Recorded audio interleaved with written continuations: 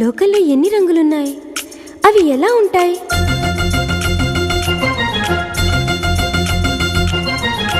బుగ్గ మీద వెచ్చని సిగ్గు వచ్చినప్పుడు దానిని అడుగు, ఎర్రదనం అంటే చెబుతుంది.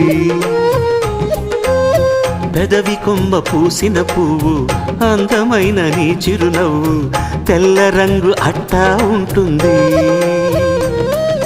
నీలో నిలువున పులకలు రేగిన వేళ నువ్వే పచ్చని పైరువు అవుతావమ్మా. దిగులు రంగే నలుపు అనుకో, ప్రేమ పొంగే పసుపు అనుకో. భావాలను గమనిస్తుంటే ప్రతి రంగును చూస్తున్నట్టే, చూపులు ఎవరివైనా చూపించే లోకం ఒకటి.